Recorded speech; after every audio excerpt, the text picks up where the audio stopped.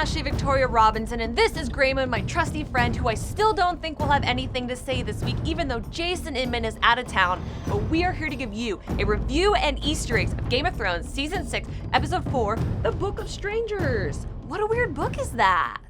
Now, before we kick off into this episode, this is a warning that there are major spoilers for the episode ahead, so if you haven't watched, you might want to pause, go watch it, and come back later. This episode begins with Ed and with Jon, and they're talking in Castle Black, and Ed is trying to convince Jon not to give up his job as Lord Commander, and Jon says, no, he wants to leave. But then, what should happen? But the doors to Castle Black open, then in rides the brigade, and it is Brienne, and it is Podrick, and it is Sansa, and there is a beautiful scene that follows where Sansa sees Jon for the first time. They're finally reconciled. This was my favorite scene in the whole episode. We started out on a great note. None of the Starks have met up again since they were all separated. Bran and Rickon were together the longest, but now we know that their paths have diverged. It was really heartwarming to see them together, and I think that this has been Kit Harington's best acting in the entire series. A scene follows where, in some predictions that we made on this show a couple weeks ago about whether or not Sansa and Jon were going to band together and whether or not Jon was going to use his wildling armies, all came into fruition and set up some dramatic tension for a scene coming down the road. It is capped off with Jon telling Sansa that he will be going with her. He will not remain at Castle Black because if I don't watch over you, our father's ghost will come back and murder me. Following that, Davos and Melisandre have a talk outside where Davos questions Melisandre's loyalty,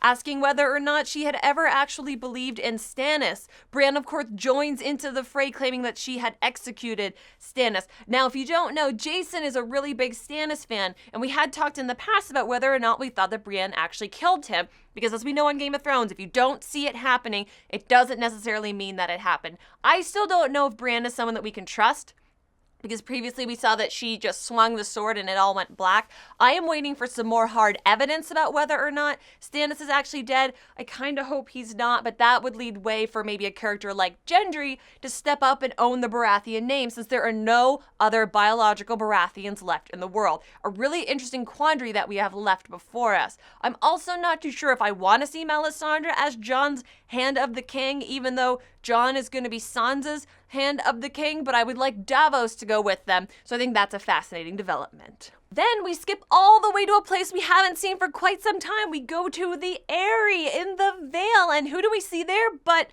Robin, the little weenie kid who nobody cared about, practicing archery with Lord Royce? And the scene seems super weird until the mayor of Baltimore himself, Peter Baelish, shows back up with a pet falcon in order to win over his nephew's pride. We see once again Peter Baelish is using his manipulation. He's using his little fingers and sticking his claws into another child that he thinks he can put in a position of leadership and rule in his stead. We see him executing that as far as threatening Lord Royce, and I think there's a big move coming for the Vale that we could see maybe crossing over into some Sansa territory, given what they discussed toward the end of the episode. Now, Peter Baelish is not necessarily a character that I love. As a human being, I wouldn't be his buddy and have a beer with him or anything, but I love the actor and I think he's fascinating. Him and Varys do some of the most interesting machinations in the show, and you just know that this is going to be an obstacle for so many characters that we haven't even thought about yet.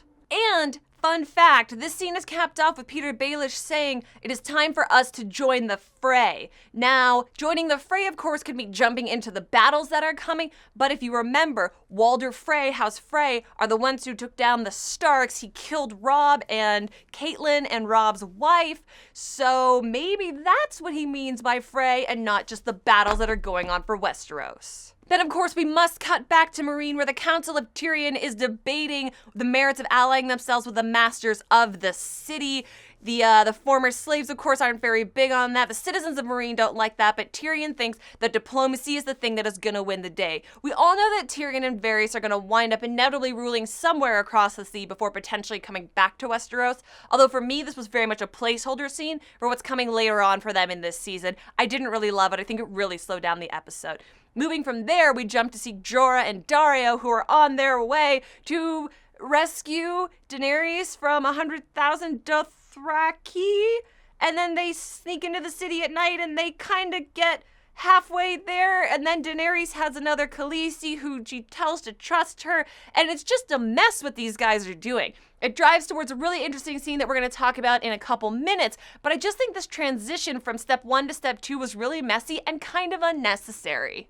Heading back across the sea, we see Marjorie and we see the High Sparrow, and he's interrogating her, and he's going to shame her and make her do the walk of shame, much like Cersei had to do previously. However, Cersei talks to King Tommen after kicking Maester Pycelle out of the way, and he lets her know what the High Sparrow had told him, so now Cersei is back fully in the position of power that she is used to holding. She takes Jaime, they go and talk to the small council, they go and talk to the Queen of Thorns, they let her know that they're gonna make Marjorie take the walk of shame, and this immediately draws the Tyrells and the Lannisters into an alliance. They are going to bring their respective forces into King's Landing. There's some trickery going on, and they are planning to take down the High Sparrow. This is something that I personally have been looking forward to basically since the High Sparrow was introduced.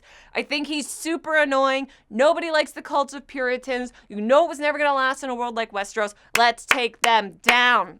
This is probably going to be the battle that happens in episode 9 because Game of Thrones traditionally saves the big action beat for episode 9 before the 10th episode finale. I'm willing to wait that long, but I don't know if 5 episodes of machinations, that might make it really slowed up in King's Landing. I do like that we see Jaime and Cersei back on the top of their game and we see them scheming again. I think that is what they are both great at.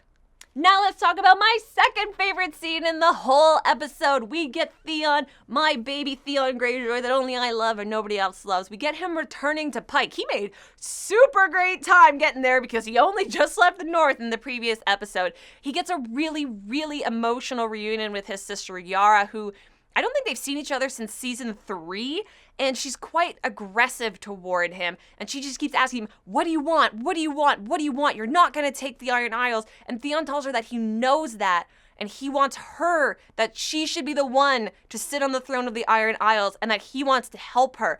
It's an interesting move to see Theon submitting himself, but it's also a really huge step in his character development because no longer is he arrogant enough to think that he deserves that being the firstborn. He can finally see that Yara's a better leader than him, has probably always been a better leader than him, especially given the way that their father treated her. And I am fascinated to see that. I called it. Yara's going to be the leader of House Greyjoy, and I want to see what they're going to do moving forward and allying themselves with the Starks, hopefully to take back Winterfell.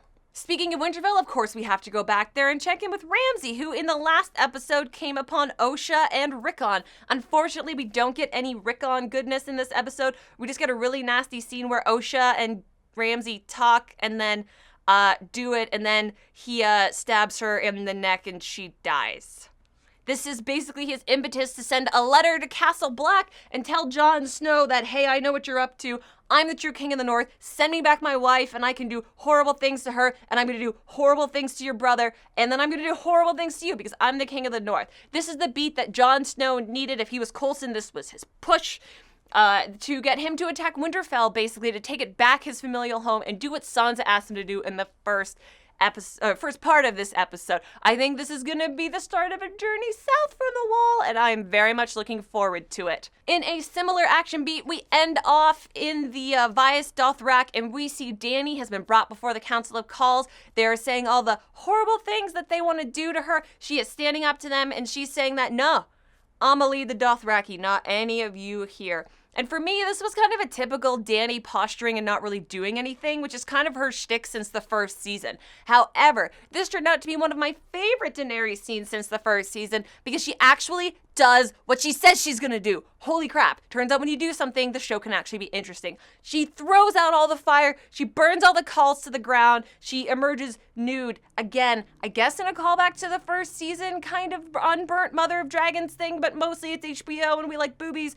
And all of the Dothraki bow to her as their leader. And then, of course, we get a moment with Jorah and Daario where they submit themselves to her as well. This episode has been full of people seeking subservience and leadership, and basically everybody gets what they want in the end, which is a really unusual move for Game of Thrones. All right, Grey Wind, now let's rate. Let's say what we think about this episode from a scale of 1 to a potential 5 direwolf heads. Well, for me, I'm definitely going to have to give this a 4, and... Grayman agrees. This is definitely a 4 direwolf head episode. There were so many solid scenes here. There was just an unfortunate little lull in the middle where we didn't quite drive to being a 5 direwolf head episode. Strongest episode of the season so far, in my opinion. Setup, action, people doing stuff. Can't wait. Hopefully more of this going forward. All right, and predictions, of course. We love our predictions here. I am going to predict that within the next 3 episodes, we are seeing John and Theon, their forces reunited at Winterfell, fighting against Ramsay. Yes, I'm calling it right here. All the boys are going to be there. Sansa's going to oversee it. Yara's going to lead the charge. It's going to be freaking cool, guys. Overall, this has been my favorite episode of Game of Thrones in Season 6. This was incredibly strong. This was everything that is great about the show. It was action, it was periody, it was stuff you can't do anywhere else. We got a lot of big turns and reveals that are going to build towards an excellent second half of this season. And now just to let you know that this review was brought to you by Majorspoilers.com, the comic book website where they love comics and they know that you do too. Guys, I want to know what you think the big showdown is coming between all of these houses. Go down to the comment section and let me know how you think that is going down. And while you're down there, why not click on that subscribe button?